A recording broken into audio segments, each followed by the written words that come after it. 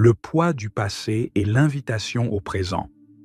Avez-vous déjà pris le temps de penser à tout ce que vous portez avec vous, invisible aux yeux des autres, mais qui pèse autant qu'un fardeau physique? Imaginez maintenant que ce poids n'est pas nécessaire. Et si je vous disais qu'il existe un moyen pour vivre libre, prends-le, ici et maintenant? Mais peut-être que tu ne veux pas entendre la réponse. Jiddu Krishnamurti, l'un des penseurs les plus révolutionnaires du XXe siècle, n'était pas un philosophe ordinaire. Il n'a proposé aucun dogme, aucune méthode ou étape facile. Au contraire, il interpellait, inquiétait, obligeait chacun à regarder à l'intérieur de lui-même. Sa phrase la plus connue, et peut-être la plus provocatrice, est « La vérité est une terre sans chemin ». Il n'y a pas de raccourci, dit-il. Et c'est précisément là que commence le malaise et la transformation. Lorsque nous parlons de ce qui nous empêche de vivre pleinement, beaucoup d'entre nous font référence au monde extérieur, les obligations, le travail, les problèmes financiers, les gens qui nous entourent. Mais Krishnamurti nous oblige à nous demander, le problème est-il vraiment extérieur à nous? Où portons-nous, dans notre esprit, le véritable poids qui nous retient? Imaginez ceci, un sac à dos invisible que vous portez depuis votre naissance. À l'intérieur se trouvent toutes vos expériences, bonnes et mauvaises. Chaque compliment, chaque critique, chaque échec, chaque réussite, tout ce qui s'est accumulé tout au long de la vie. Ce sac à dos fait partie de qui vous êtes, mais il façonne également votre façon de voir le monde. Krishnamurti nous provoque. Pouvez-vous regarder un arbre, un ami, ou même vous-même sans le poids de ce sac à dos, sans juger, sans comparer, sans évoquer le passé? Cette question, si simple, cache l'une des plus grandes barrières de notre existence. Nous ne pouvions pas. Le poids du passé est tellement ancré dans notre perception que nous ne savons pas qui nous sommes sans lui. Dès notre plus jeune âge, nous sommes conditionnés à croire en des idées fixes sur qui nous devrions être et ce vers quoi nous devrions nous efforcer. Les règles viennent de partout, de la famille, de l'école, de la société. On nous apprend à rivaliser, à réussir, à être meilleur que les autres. Mais est-ce qu'on s'arrête jamais pour remettre cela en question? Krishnamurti a dit que nous sommes comme des machines programmées. Notre esprit fonctionne selon des schémas répétitifs, réagissant au monde non pas pour ce qu'il est réellement, mais pour ce que nous avons été entraînés à croire qu'il est. Pensez-y. Lorsque vous regardez une personne, la voyez-vous vraiment? Ou voyez-vous ce que votre esprit y projette? Voici la vérité inconfortable. Le passé déforme tout. Cela crée des murs invisibles qui nous séparent non seulement des autres, mais aussi de nous-mêmes. Et la question que nous pose Krishnamurti est: pouvez-vous observer le monde sans l'interférence de ces murs? Pouvez-vous simplement être? Pour comprendre ce que Krishnamurti veut dire, pensez à un moment simple, une conversation avec un ami. Pendant qu'il parle, votre esprit vous écoute-t-il vraiment? Ou êtes-vous occupé à formuler des réponses, à juger, à vous souvenir d'expériences passées? C'est comme si nous portions un verre sale devant nos yeux. Tout ce que nous voyons est filtré par les souvenirs, les peurs et les préjugés. Le problème, dit Krishnamurti, est que nous croyons que ce verre est la réalité. Et, pire encore, nous avons peur de le nettoyer, car cela signifie affronter le vide qui se cache derrière. Il nous lance un défi.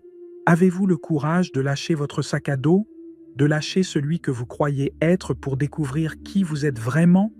Cette idée nous déroute car, sans notre passé, qui sommes-nous? Sans nos titres, nos histoires et nos croyances, que reste-t-il? Krishnamurti avait une manière unique de transformer la vie quotidienne en une profonde leçon. Il demandait « Avez-vous déjà regardé un arbre? Je veux dire, vraiment regardé ?» À première vue, cette question semble banale. Qui n'a jamais regardé un arbre? Mais il ne parlait pas d'un simple coup d'œil. Il parlait d'observer sans faire appel au passé, sans étiqueter, sans comparer, juste être là, présent. Essayez ceci maintenant. Regardez autour de vous, observez quelque chose, une plante, un objet, le ciel. Essayez de voir sans réfléchir, sans juger, sans associer. Réalisez à quel point votre esprit résiste, en essayant d'étiqueter, de comparer, d'analyser. C'est là le défi. Se libérer de la pensée compulsive, du bagage mental que nous portons à chaque seconde. Krishnamurti nous a dit que la vérité est simple, mais pas facile. C'est simple parce que c'est ici, maintenant, à notre portée. Mais c'est difficile parce qu'on en a peur. Nous avons peur du silence, du vide, de l'inconnu. Lorsque nous abandonnons nos titres, nos croyances et nos histoires, nous découvrons quelque chose que beaucoup d'entre nous évitent, le vide. Mais Krishnamurti a dit que ce vide n'est pas quelque chose à craindre. Au contraire, c'est l'espace où le nouveau peut émerger.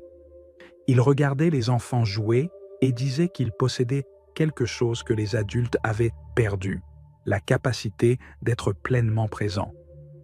Lorsqu'un enfant joue, il ne pense ni au passé ni au futur.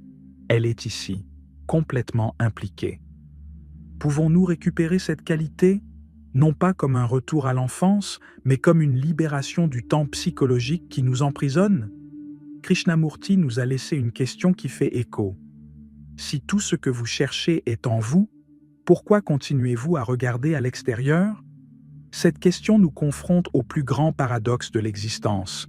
Nous sommes constamment à la recherche de quelque chose, du bonheur, de l'amour, du succès, sans nous rendre compte que la recherche elle-même nous éloigne de ce qui est déjà là. La prochaine étape de la journée, nous explorerons l'illusion de contrôle. Parce que tant que nous croyons pouvoir façonner le monde selon notre volonté, nous restons piégés dans un cycle sans fin de frustration et de souffrance.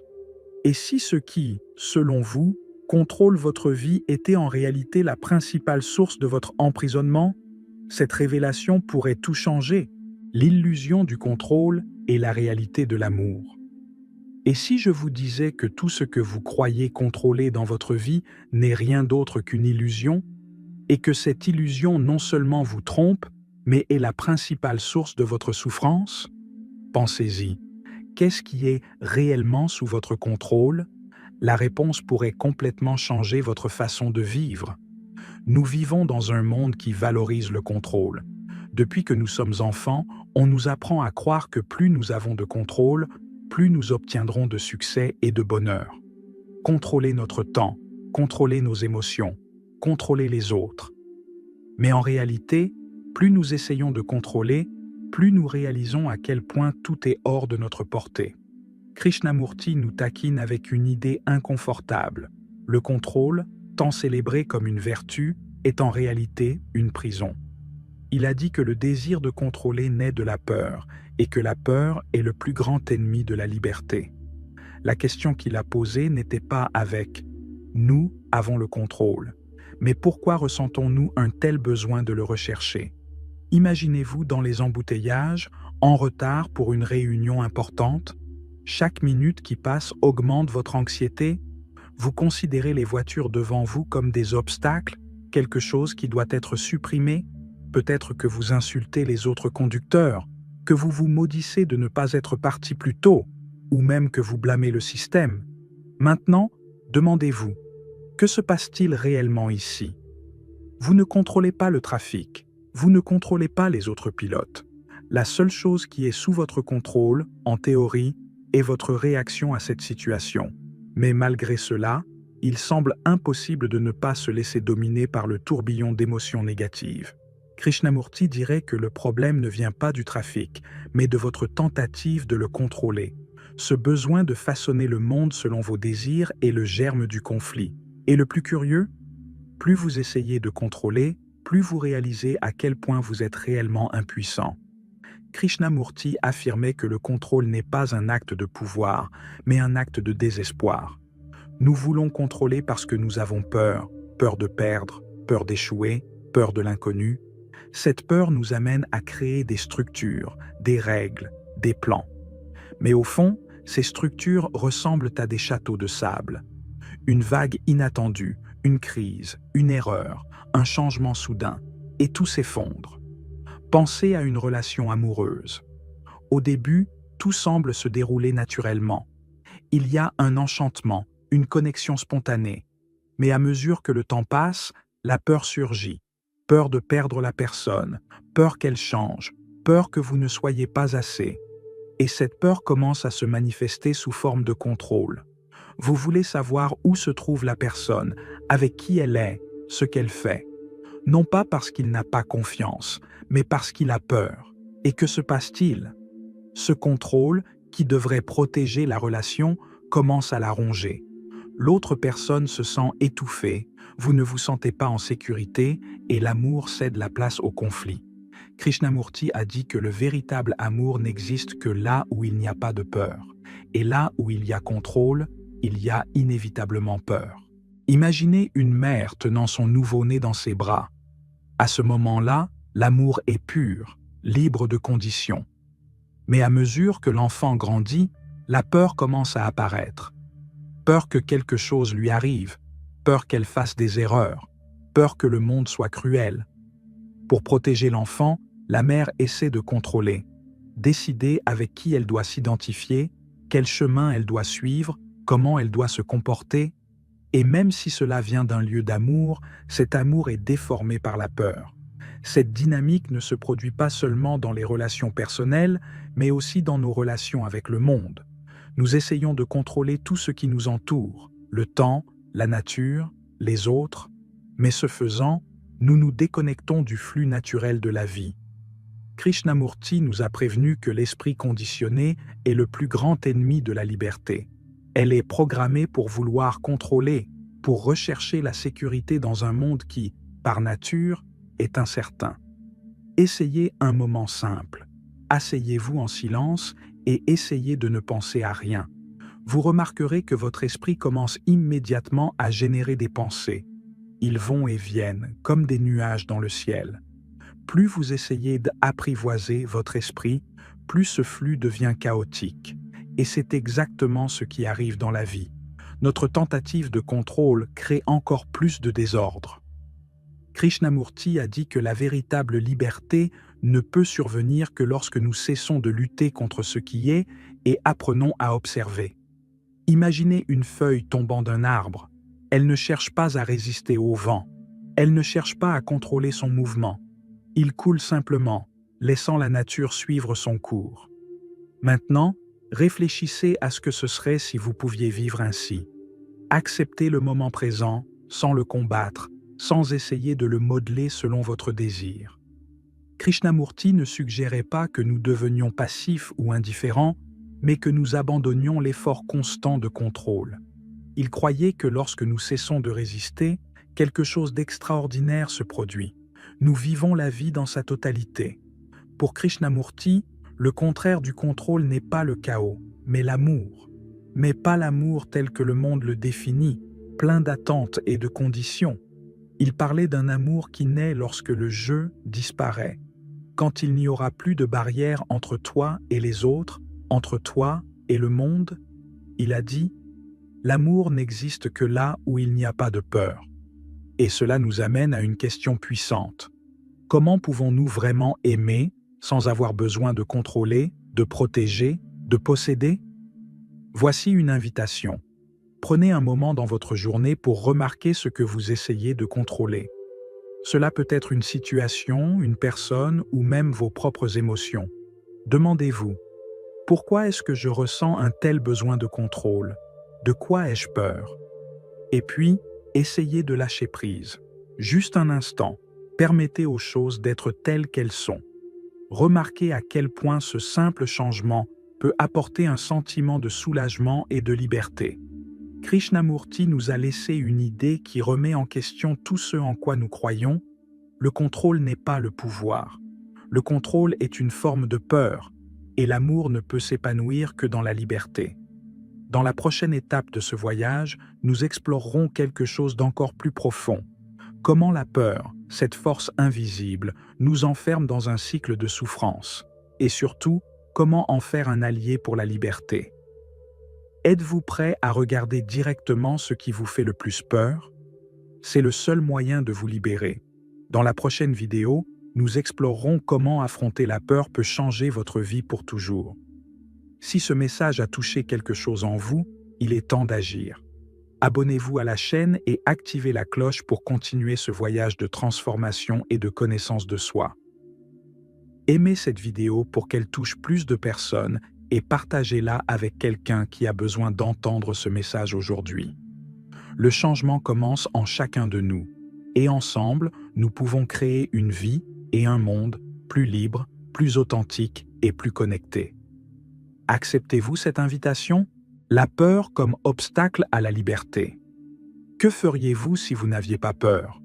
Maintenant, arrêtez-vous et réfléchissez. Reconnaissez-vous au moins les peurs que vous portez? Peut-être que la chose la plus effrayante dans la peur n'est pas de la ressentir, mais d'en être l'otage sans s'en rendre compte. Krishnamurti a dit que la peur est l'un des plus grands obstacles à la liberté. Il ne s'agit pas seulement de grandes peurs, comme le vide, le rejet ou la mort. Il faisait référence à la peur silencieuse, celle qui s'infiltre dans les petites décisions quotidiennes et façonne notre façon de vivre, de penser et d'interagir. La peur qui vous fait hésiter avant de dire ce que vous ressentez réellement. La peur qui vous empêche de prendre des risques et de suivre ce que vous voulez vraiment. Prenez un moment et regardez vos choix récents. Pourquoi avez-vous pris certaines décisions? Était-ce par désir sincère ou pour éviter un éventuel échec? Combien de fois choisissons-nous le chemin le plus sûr, non pas parce que nous le voulons, mais parce que nous avons peur de l'inconnu? Krishnamurti a expliqué que la peur est le produit de notre esprit conditionné. Cela découle de la façon dont nous projetons le passé dans le futur. Quelque chose s'est mal passé auparavant, alors notre esprit crée un récit selon lequel cela pourrait à nouveau mal se passer. Imaginez quelqu'un qui a échoué dans une relation. Cette personne, même inconsciemment, commence à craindre de s'ouvrir à nouveau. Elle se protège, s'enferme et, ce faisant, se prive de la chance de vivre le véritable amour. Voici quelque chose de fascinant. La peur est souvent irrationnelle, mais incroyablement puissante. Il crée des scénarios qui n'existent même pas, mais nous fait réagir comme s'ils étaient réels. Pensez-y. Vous êtes-vous déjà senti anxieux à propos de quelque chose qui ne s'est jamais produit? Avez-vous déjà eu des disputes qui n'ont jamais eu lieu ou perdu des nuits de sommeil en pensant à ce qui pourrait mal se passer? C'est le cycle de la peur. Il se nourrit de l'incertitude, grandit en silence et transforme les possibilités en menaces. Krishnamurti nous provoque avec une question inconfortable. Est-ce que vous vivez ou réagissez simplement à la peur? Krishnamurti croyait que pour comprendre la peur, il fallait la regarder directement. Ne vous enfuyez pas, ne réprimez pas, ne vous battez pas. Observez simplement. Il a dit, la peur n'existe que tant que l'on refuse d'y faire face. Imaginez-vous dans une pièce sombre. Il y a une silhouette dans le coin et vous sentez votre cœur s'emballer. Votre esprit commence à créer des histoires. Cela pourrait être quelque chose de dangereux. Mais ensuite, vous allumez la lumière et réalisez que ce n'était qu'une chaise sur laquelle étaient empilés des vêtements. C'est l'essence de la peur. Dans le noir, il semble énorme, invincible. Mais quand on le regarde, il perd de son pouvoir. Krishnamurti apporte un concept révolutionnaire. La peur est indissociable du temps psychologique. Elle naît de notre relation constante avec le passé et le futur. Pensez-y. Vous n'avez pas peur du présent, car il est déjà en train de se produire. La peur est toujours liée à quoi il peut se produire. Une menace projetée dans le futur, ou quoi déjà arrivé, comme un souvenir douloureux que nous portons avec nous. Si l'on pouvait vivre sans le poids du passé et sans l'angoisse du futur, la peur existerait-elle encore? Krishnamurti a dit non. Pour lui, la peur ne peut survivre que tant que notre esprit est piégé dans le temps psychologique. Imaginez un grimpeur coincé sur une falaise sans issue. Il baisse les yeux et voit l'abîme. Votre peur est viscérale, paralysante. Il commence à imaginer ce qui pourrait arriver. Et si je tombe? Cette projection mentale vous retient. Mais alors, quelque chose change. Il décide d'arrêter de combattre la peur. Il respire, observe le paysage, sent le vent sur son visage. À ce moment-là, la peur ne disparaît pas, mais se transforme.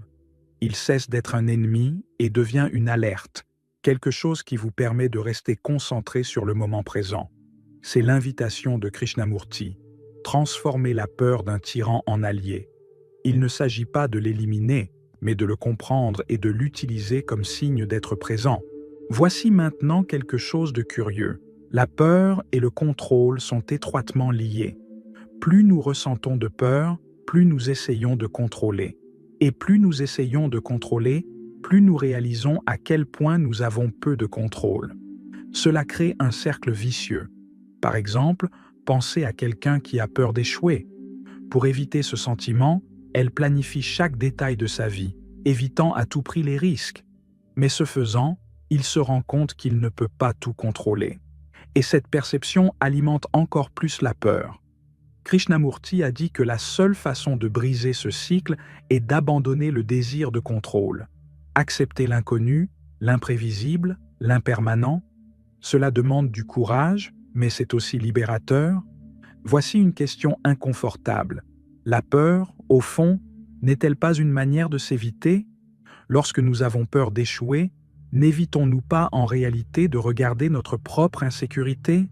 Lorsque nous avons peur de la solitude, ne fuyons-nous pas l'opportunité de nous connaître en profondeur? Krishnamurti a dit que la connaissance de soi n'est possible que lorsque nous arrêtons de fuir. La peur n'est donc pas un ennemi, mais un miroir.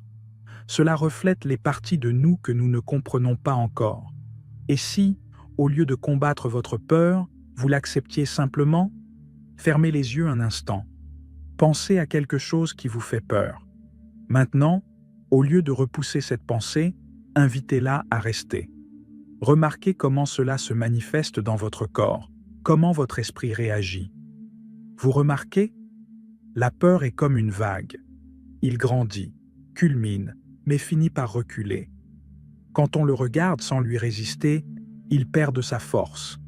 Krishnamurti nous a laissé une provocation. Voulez-vous vraiment vous libérer de la peur ou voulez-vous simplement l'atténuer? Cette question nous oblige à regarder ce que nous évitons, car pour se libérer de la peur, il faut y faire face complètement.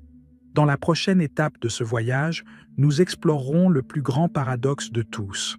Comment le silence, et non l'action, peut être la clé pour briser le cycle de la peur et trouver une liberté qui va au-delà des mots. Êtes-vous prêt à vivre ce silence? Dans la prochaine vidéo, nous révélerons comment il peut transformer votre vie d'une manière que vous n'auriez jamais imaginée. Si ce message résonne en vous, ne le laissez pas se perdre. Abonnez-vous à la chaîne et activez la cloche pour continuer ce voyage de découverte et de transformation. Laissez un j'aime sur cette vidéo et partagez-la avec quelqu'un qui a besoin d'entendre cela aujourd'hui. La peur ne doit pas être un ennemi. Cela peut être le début de quelque chose d'extraordinaire, si vous êtes prêt à le chercher. Acceptez-vous le défi? Le mystère de la vie et la rencontre avec l'infini. Qu'est-ce que la vie, sinon un grand mystère qui échappe à nos tentatives d'explication? Nous vivons, nous ressentons, nous expérimentons, mais comprenons-nous? Et si je vous disais que ce que vous cherchez avec tant d'intensité est déjà là, maintenant, en attendant d'être remarqué, la vraie question est « Pourquoi ne pouvons-nous pas voir ?» Krishnamurti nous a invités à regarder la vie avec un regard nouveau, libéré des conditionnements que nous portons depuis notre naissance. Il croyait que la vie n'était pas quelque chose à maîtriser, mais à vivre dans sa totalité. Et c'est là que réside le grand paradoxe. Alors que nous luttons pour comprendre et contrôler, nous nous déconnectons de ce qui compte vraiment. Imaginez un enfant chassant les bulles de savon. À chaque fois qu'elle s'approche, la bulle éclate et disparaît sous ses yeux. Cela ne l'empêche pas de continuer. Elle court, tend les mains, rit. Pour elle, la beauté ne consiste pas à capturer la bulle, mais à la poursuivre. Maintenant, réfléchissez. La vie d'adulte ne nous transforme-t-elle pas en différentes versions de cet enfant? Mais contrairement à elle, notre recherche est rarement légère ou joyeuse. Nous poursuivons des objectifs, des rêves, des idéaux, croyant que le bonheur réside dans le prochain travail, la prochaine relation, la prochaine grande étape. Krishnamurti a dit que la recherche incessante de quelque chose de plus est ce qui nous maintient piégés, parce que lorsque nous regardons l'horizon, ce qui nous entoure nous manque. La vie se déroule maintenant, mais nous sommes toujours en avance. Dans l'une de ses réflexions, Krishnamurti a partagé une expérience qu'il a vécue en marchant dans une forêt. Il s'est arrêté devant un lac. L'eau était incroyablement calme, reflétant les arbres environnants comme un miroir. Il resta là un long moment, complètement immobile. Quelque chose d'extraordinaire s'est produit à ce moment-là. Il a cessé d'être un observateur. Il n'y avait plus lui et le lac, juste un sentiment d'unité. Cette expérience n'était pas le résultat d'un effort ou d'une méditation. C'est arrivé parce qu'à ce moment-là, votre esprit était silencieux. Il n'y avait ni passé, ni futur, ni jugement. Juste le présent. Et voici l'invitation. Pouvons-nous, ne serait-ce qu'un instant, nous libérer des liens du temps psychologique et simplement être? Pour Krishnamurti, l'extraordinaire ne réside pas dans des états de conscience élevés ou dans des réalisations épiques. Il est dans l'ordinaire, dans le bruit de la pluie, dans le vent qui secoue les feuilles, dans le rire d'un enfant. Mais pourquoi ces moments simples nous paraissent-ils si lointains? La réponse réside dans le monde que nous créons. Des études récentes montrent qu'en moyenne, une personne passe plus de 7 heures par jour à regarder des écrans. Cela signifie que nous passons près de la moitié de notre temps éveillé, immergé dans un monde virtuel, tandis que le monde réel passe inaperçu. Maintenant, réfléchissez. Combien de fois au cours du mois dernier avez-vous réellement été présent à un instant donné? Pas seulement physiquement, mais physiquement et mentalement? Pause. Respirez profondément. Regardez autour de vous. Que voyez-vous? Entendez-vous? Ressentez-vous? Dans quelle mesure remarquez-vous réellement ce moment? Krishnamurti croyait que si nous nous arrêtions un instant pour observer sans intervenir, nous réaliserions quelque chose d'extraordinaire. La vie n'a pas besoin d'être réparée ou à maîtriser. Elle est déjà complète, parfaite dans son imperfection. Mais voici le paradoxe. Nous voulons tellement comprendre la vie que nous oublions de la vivre.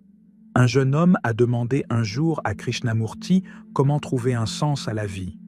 Il a répondu par une question: « Pourquoi pensez-vous que la vie a besoin de sens ?» Cette réponse a déconcerté le jeune homme, mais elle est empreinte d'une profonde sagesse. Nous recherchons toujours un but, quelque chose qui nous dit que notre existence est valable. Mais, et si la vie elle-même était déjà le but? Et si la simple expérience d'être en vie suffisait? Cette idée nous interpelle parce que nous avons été conditionnés à croire que nous devons réaliser quelque chose, être quelqu'un. Mais Krishnamurti nous invite à un voyage inverse, abandonner la recherche et simplement être. Le silence était l'un des outils les plus puissants de Krishnamurti. Pas le silence extérieur, mais le silence intérieur, ce moment rare où l'esprit cesse de bavarder et où l'on fait l'expérience de la paix qui a toujours été là, mais qui est recouverte par le bruit constant des pensées. Pensez au dernier moment où vous avez ressenti ce calme. Peut-être que c'était regarder le coucher du soleil, écouter votre musique préférée ou simplement être seul dans la nature.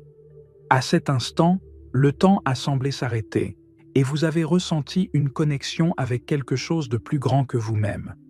Krishnamurti a dit que c'est l'état naturel de l'esprit lorsque nous ne sommes pas piégés par la peur, le contrôle ou le besoin d'être quelque chose. C'est dans ce silence que l'on trouve l'infini. Des études en neurosciences montrent que les moments de contemplation et de présence activent des zones du cerveau associées au calme et au bonheur. Les chercheurs ont découvert que lorsque nous réduisons le flux constant de stimuli, le cerveau entre dans un état de régénération, permettant une clarté mentale rarement ressentie. Ce n'est pas une coïncidence. Krishnamurti savait intuitivement ce que la science confirme aujourd'hui. Le silence n'est pas vide. C'est l'espace où l'esprit trouve son équilibre. Et si, au lieu de chercher des réponses, nous commencions à poser de meilleures questions? Par exemple, pourquoi ai-je besoin de tant de choses? Ou qui serais-je sans mes histoires, mes étiquettes, mes convictions? Krishnamurti a dit que les plus grandes vérités ne se trouvent pas dans les réponses, mais dans les questions.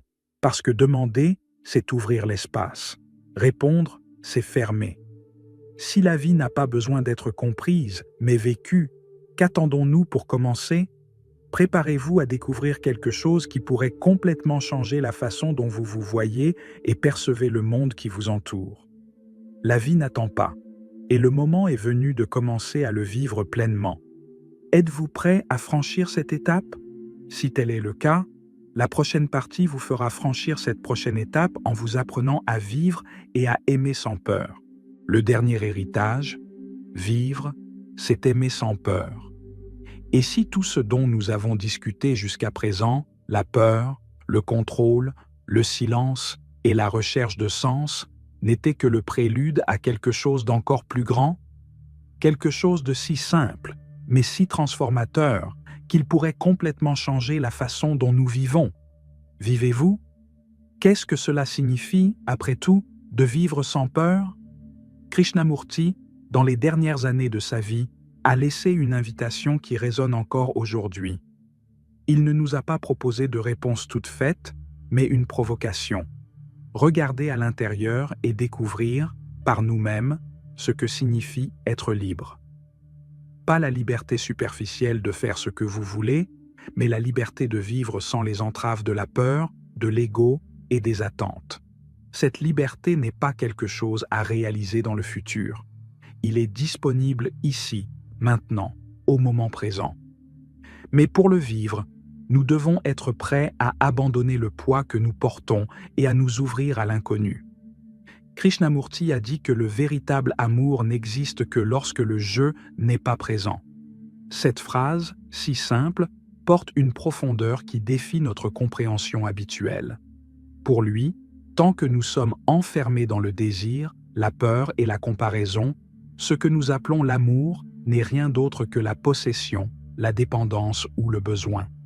Mais alors, qu'est-ce que l'amour? Imaginez-vous en train de regarder l'océan. On ressent la grandeur, la force, le mouvement constant des vagues. Vous n'avez rien à faire pour comprendre ou s'approprier l'océan. Vous le vivez simplement, sans jugement, sans attente. C'est cet amour dont parlait Krishnamurti. Un lien profond avec la vie, sans barrière. Cet amour ne demande aucun effort. Cela surgit naturellement lorsque nous abandonnons le besoin de protéger le soi, lorsque nous acceptons les autres et nous-mêmes, exactement tels que nous sommes, sans essayer de changer ou de modeler. Et voici la question la plus inconfortable. Pourquoi résistons-nous à quelque chose d'aussi naturel que l'amour? La réponse, comme Krishnamurti l'a souligné, réside dans la peur. Nous avons peur de nous ouvrir, de devenir vulnérables, de nous perdre dans les autres. Nous avons peur qu'en aimant sans condition, nous perdions le contrôle que nous croyons avoir sur notre propre identité. Pensez à vos propres expériences. Combien de fois la peur d'être rejeté ou blessé vous a-t-elle poussé à vous fermer, à vous protéger? Combien de fois le désir de contrôler l'issue d'une relation vous a-t-il empêché de vivre pleinement le moment présent? Krishnamurti nous invite à dépasser cette peur. Il nous met au défi d'aimer sans rien attendre en retour, sans chercher à posséder, sans exiger. Non pas parce que c'est un acte d'altruisme, mais parce que c'est la seule façon de vivre vraiment. Voici quelque chose de pratique. Choisissez une personne dans votre vie, un proche ou même un étranger. Observez un instant cette personne sans la juger. Ne pensez pas à ce qu'elle a fait ou n'a pas fait, à la façon dont elle devrait agir ou être. Voyez simplement. Maintenant, demandez-vous, puis-je accepter cette personne exactement telle qu'elle est? Ce simple exercice peut révéler à quel point nos attentes et nos jugements nous empêchent de véritablement nous connecter. Krishnamurti a dit que l'amour et la liberté sont indissociables. Nous ne pouvons pas vraiment aimer tant que nous sommes piégés par nos propres idées de contrôle et de possession, et nous ne pouvons pas être libres tant que nous vivons dans la peur d'aimer. La clé est donc d'abandonner le désir de façonner le monde qui nous entoure. Accepter l'impermanence, l'incertitude, le flux constant de la vie. En faisant cela, nous découvrons qu'il n'y a pas de séparation entre nous et les autres, entre nous et le monde. Nous découvrons que l'amour n'est pas quelque chose que nous avons ou donnons. C'est l'état naturel d'être lorsque nous ne sommes pas liés à l'ego. Tout au long de ce voyage, nous explorons plusieurs questions profondes. Pourquoi la peur nous retient-elle? Pourquoi cherchons-nous autant de contrôle? Comment le silence peut-il nous libérer? Et enfin, comment pouvons-nous vivre et aimer authentiquement?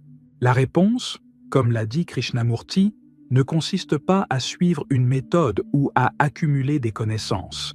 Elle est simplement voir. Voyez ce qui est, sans jugement, sans comparaison, sans résistance. Cette vision n'est pas quelque chose de lointain ou d'inatteignable. Elle est disponible à chaque instant si nous sommes prêts à nous arrêter, à écouter, à observer. Et voici le point crucial. Ce n'est pas un voyage avec une fin. Il n'y a aucune destination à atteindre. Liberté, amour, connaissance de soi, tout cela est un processus continu, une découverte qui se renouvelle chaque jour. Krishnamurti nous a laissé un message qui est à la fois un défi et un cadeau. Êtes-vous prêt à vivre sans peur, sans attente, sans chemin prédéfini? Êtes-vous prêt à découvrir par vous-même ce que signifie être vraiment libre? Maintenant, je veux avoir de vos nouvelles. Quel est le plus grand défi auquel vous faites face lorsque vous essayez de vivre sans peur? Y a-t-il quelque chose dans votre vie que vous avez l'impression d'essayer de contrôler, mais que vous pourriez simplement abandonner? Partagez dans les commentaires, même de manière anonyme. Votre histoire peut inspirer les autres. Et si ce message a touché quelque chose en vous, je vous invite à poursuivre ce voyage avec moi. Abonnez-vous à la chaîne et activez la cloche pour ne pas manquer les prochaines vidéos. Laissez un like si ce contenu vous a apporté de la valeur et partagez-le avec quelqu'un qui a besoin de l'entendre aujourd'hui. La vie n'attend pas. Chaque instant est l'occasion de recommencer, de regarder à l'intérieur et de découvrir qui nous sommes vraiment. Merci beaucoup d'être ici, de consacrer votre temps à quelque chose qui va au-delà du superficiel. Rendez-vous dans la prochaine vidéo où nous explorerons un sujet qui peut encore transformer la façon dont vous vous percevez et percevez le monde. Jusque-là.